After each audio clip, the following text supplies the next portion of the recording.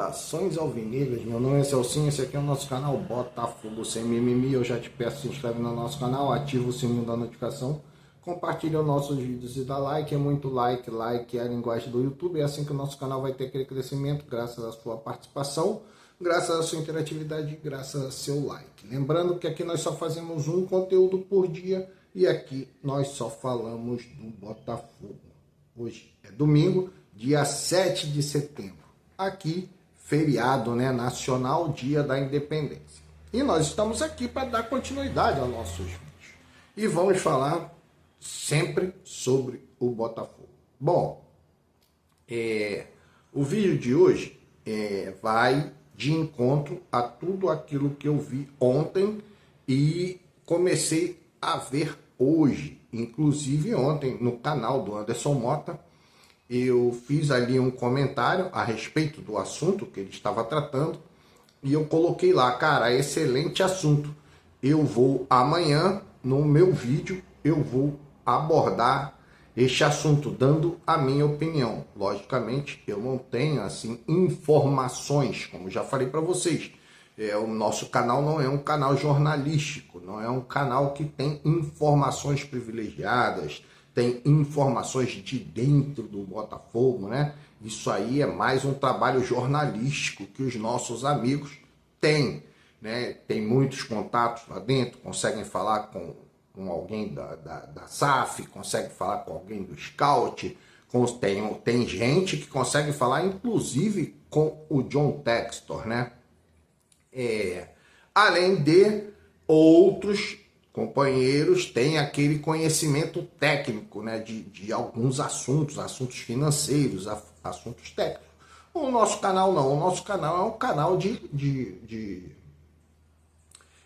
compartilhamento de ideias, né? Eu faço aqui uma análise, eu faço aqui comentários das notícias que eu vejo, né, que eu tomo conhecimento através desses canais. Pode ser ele a mídia independente do Botafogo, eu prefiro a mídia independente do Botafogo, mas tem muitas coisas que vêm de outros setores, né, de outras fontes. Eu sigo muita gente, eu gosto muito de futebol, então eu sigo várias pessoas, eu sigo Josa Novales, muitos outros canais, BTB Esporte eu sigo ali. Tem muita gente que traz muitas informações interessantes. Então eu pego essas informações e trago aqui para o nosso canal para que eu possa fazer comentário em cima disso, né? Algumas ideias eu tenho, como vejo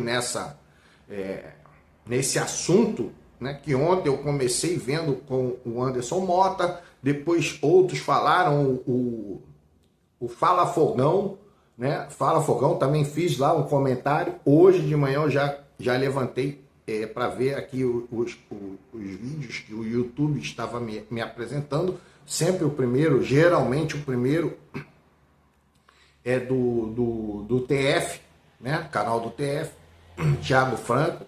Então eu já tinha dito que ia trazer esse assunto. E aí hoje eu fiz ali mais um apanhado de informações, né? Então, qual é o assunto, Celso? Bom, o assunto é o seguinte, é com relação à estrutura da SAF. A estrutura da SAF do Botafogo é o que nos interessa, é a SAF do Botafogo. Você sabe que o Botafogo é de propriedade do John Textor. Esta propriedade do John Textor, que ele comprou com dinheiro próprio. O John Textor aqui, ele tem 3 investimentos com o seu próprio fundo, né? Com o seu próprio recurso, que seria o Crystal Palace, seria o Botafogo e seria o Molenbeek. Seriam esses 3. Tem outro time lá nos Estados Unidos, mas se não me engano esse time ali é só de futebol, o futebol, mas é mais... Não tem tanta relevância assim. Então, os times assim com divisões relevantes, disputando as divisões relevantes, teria esses 3. Né? Esses 3 são do dinheiro próprio do John Textor. nesse contexto aí, que o John Textor ele idealizou a Eagle Football e começou a procurar outros clubes. O primeiro clube do John Textor realmente foi o Molenbeek, o Crystal Palace e depois o Botafogo. Por último, ele tentou alguns clubes em Portugal, clubes mais relevantes, como o Benfica, como o Sporting. Ele depois tentou na Inglaterra, mas na Inglaterra ele não poderia fazer nada enquanto fosse ali acionista do Crystal Palace. E aí ele tentou o Lyon. Por que ele tentou o Lyon? Se ele já tinha ali até o Crystal Palace, um time na Europa. Bom, ele tentou o Lyon porque seria um time de primeiro nível. E aonde ele também seria o acionista majoritário. Porque o que interessa para o John Textor é ter o poder da decisão. O poder da decisão. Então, ele, para adquirir o Lyon, ele fez empréstimos. Ele convidou, né, ou ele fez propostas a outros investidores que se juntassem a ele para ajudar a comprar o Lyon. E aí ele pegou o investimento, porque o Lyon, se não me engano, ele é considerado, eu acho, não sei agora, né? Mas era até pouco tempo o segundo time, o segundo maior time da França, atrás apenas do Paris Saint-Germain, que sempre foi o primeiro time da França, que sempre teve o protagonista. Mas ele foi lá, cara, por cima. Aqui tem o primeiro, já tem o dono, eu vou no segundo e vou disputar. E aí, nesse contexto todo, começou aí as dificuldades do John Textor.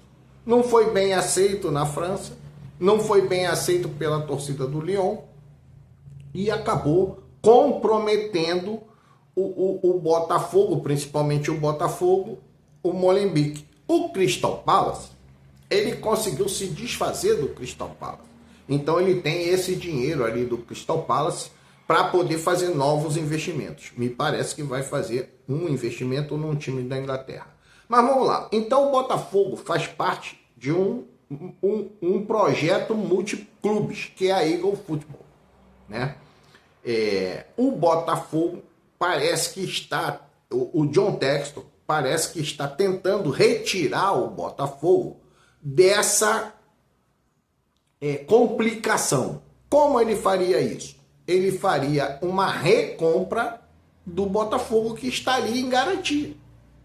Está ali em garantia. Ele vai lá, vai recomprar o Botafogo, vai retirar o Botafogo deste contexto, né? Do contexto que eu digo, de estar vinculado aos outros sócios. O Botafogo pode até continuar dentro da Eagle Football, mas não vinculado aos outros sócios. Seria uma coisa à parte. É aquele, está contido, mas não pertence. É mais ou menos assim, quem entende de matemática sabe mais ou menos como funciona. O Botafogo está contigo na Eagle, mas não pertence à Eagle. Seria isso. Por que está contido? Porque estando contido na Eagle, você pode usufruir das facilidades na questão de transferência. A questão de transferência. Então, essa seria uma das opções. A outra opção, e aí eu quero que você entenda bem, por que procurar o Marinax, né, que seria o Marinax? Porque o John Textor ele não tem o dinheiro para recomprar o Botafogo. Correto? Para recomprar. Se ele tivesse o dinheiro, ele iria lá recomprar, ia retirar o Botafogo e não ia ficar com dívida com ninguém, com tudo bem. Então o que ele faz? Ele procura o Marinax para que o Marinax pudesse fazer esse investimento, esse empréstimo, vamos colocar assim, esse empréstimo para que o Botafogo fosse recomprado pelo John Textor. Mas aí entra-se no detalhe de que a Eagle tem que aceitar, vender, mas isso aí eles vão se resolver, cara. Isso aí eles vão se resolver. Mas aí é o seguinte, qual a importância de fazer parte desse sistema? Porque, como eu falei, que existem vários tipos de SAF, né, aqui no Brasil, você vê, o Atlético Mineiro é uma SAF única, é só Atlético Mineiro. O Cruzeiro é só Cruzeiro. O Red Bull Bragantino, ele tem ali as suas pernas, né, seriam multiclubes, né? Seriam clubes parceiros ali do grupo Red Bull, né? Mas não tem o projeto que tem o Botafogo. Ali é só realmente satélite. É fazer dinheiro, fazer dinheiro. O Bahia pertence ao grupo City. Tem um pouco de investimento, mas é dentro dessa mesma linha. Você pega e vende para o grupo City. Pega e vende para o grupo City. O grupo City toma conta de tudo. Então, tem lá a SAF do Curitiba, que é só Curitiba. Tem várias outras SAFs aí, que a gente não tem muito conhecimento, que funcionam dessa forma. Funcionam dessa forma. Então, qual é a vantagem de estar numa rede multiclubes? Né? De ter uma porta. Que é isso que o Anderson Mota estava falando, que o Fala Fogão estava falando, o Vitor, o TF comentou alguma coisa sobre isso. Cara, eu fiz até um cálculo para você entender. O jogador vem para o Botafogo e o Lyon fazia parte dessa estratégia. Qual é a estratégia, cara? É a porta aberta para a Europa. Correto? Cara, não deu nada, meu irmão, você vai lá para o Lyon. Vem jogar comigo que eu te boto, daqui a 2 anos eu te boto lá no Lyon. Você já vai fazendo isso dentro do contrato. Por quê? Porque aquele time é seu, você pega aqui, né, e coloca lá. Simples assim. Tá lá no contrato, cara, como foi o caso do Luiz Henrique, como foi o caso do Almada. Correto? E outros ali que vieram para o Botafogo mediante a essa oportunidade aberta de estar num clube da Europa independente do, vamos colocar assim, do interesse de outro clube qualquer. Você sabe que o Luiz Henrique, por exemplo, ele não foi para o Lyon, ele foi lá para o Zenit da Rússia. Né? Houve uma... Mas se não vai para o Zenit da Rússia, Luiz Henrique, você quer ir para a Europa? Quero, então vai para o Lyon. Deu para você entender? Não houve proposta de ninguém. Cara, tá aqui no contrato, tem que colocar lá em 2 anos, vai lá para o Lyon. Então, isso aí era a parte do contrato. Então, qual é a vantagem de você ter uma parceria aí já com o Marinax? Vamos fazer um exemplo aqui. O próprio Almada, vamos colocar ali, o Almada, 20 milhões de euros. Vendeu o Almada por 20 milhões de euros. Você faz essa negociação, você mantém ali 30%. Então, você vendeu por 20 e ainda tem 30% do jogador. Esse jogador dentro da própria Europa é vendido por 80 milhões, porque ele já saiu da esfera do futebol brasileiro, do futebol sul-americano, aonde a moeda é bem desvalorizada em relação ao euro, ao dólar. Então você pega esse jogador e é vendido já do Lyon para o Atlético de Madrid, como foi o caso do Almada. 80 milhões. Quando você tem direito a 30% desse jogador, você, na realidade, você recebeu pelos 30% mais do que você recebeu pelos 70%. Porque você vendeu por 20. E você vai relevar 30% de 80, você vai levar 24 mil reais. Você vai levar 24 mil reais. Correto? 3 vezes 8, 24. Então você ganhou mais pelos 30% do que pelo todo que você vendeu lá para a Europa. Então essa é a vantagem. Porque você faz essa negociação, eu acredito que seja isso que o Textor está fazendo com o Marinax como parceiro.